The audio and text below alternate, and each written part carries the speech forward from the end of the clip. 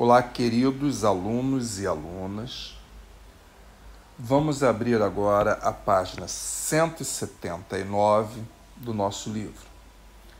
Eu vou falar de duas propriedades, que são elas: densidade, ponto de fusão e ebulição. Essas propriedades não estão relacionadas a um átomo do elemento químico. São medidas realizadas em uma amostra. E essas amostras possuem vários átomos do mesmo elemento químico, que vão interferir um em relação aos outros. Portanto, é importante que vocês, a partir de agora, comecem a pensar que, como essas duas propriedades são características de uma amostra que contém vários elementos químicos, talvez não haja uma linearidade na análise das propriedades periódicas desses elementos. Isso se observa quando estudamos a densidade. Densidade é a relação entre a massa e o volume ocupado por uma substância, por uma amostra de substância. A densidade aqui é fácil de entender, ela cresce para baixo.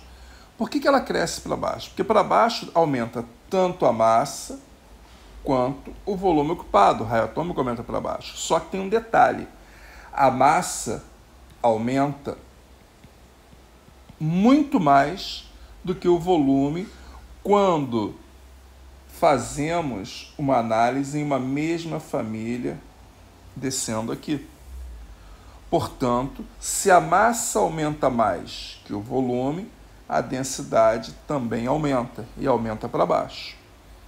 Agora, foi o que eu falei, com relação a por que ela aumenta para cá, isso tem a ver com propriedades metálicas e ametálicas. Então, observe que quando eu faço essa análise em um mesmo período, a nossa setinha, olha para cá, eu estou apagando aqui, ela vai de encontro ao centro. Os elementos que estão mais ao centro são os mais densos. E aqui destaca-se o ósmio. O ósmio é o elemento mais denso da classificação periódica. Vamos agora falar em ponto de fusão e ponto de ebulição, ou temperatura de fusão e temperatura de ebulição. Ponto de fusão é a temperatura pela qual um sólido se transforma em um líquido a uma determinada pressão. E ponto de ebulição é a temperatura pela qual um líquido se transforma em vapor a uma determinada pressão.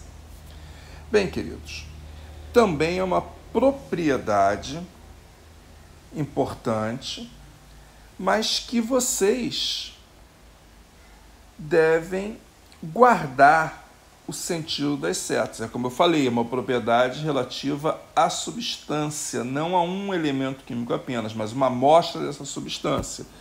Então, a interação entre esses átomos vai também ocasionar algumas variações aí. Portanto, vocês podem observar aqui nesse destaque aqui, que para as famílias 1 e 2, o ponto de ebulição e de fusão crescem para cima.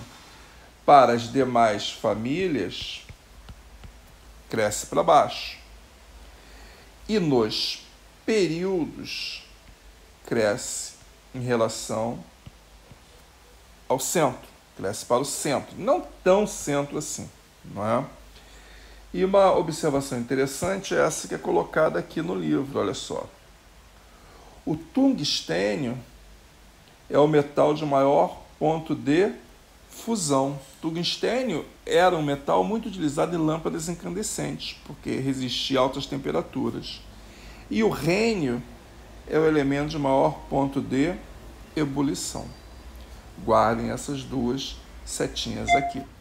Quando nós vamos para o nosso resumo, vocês vão observar essas duas propriedades que eu acabei de falar aqui.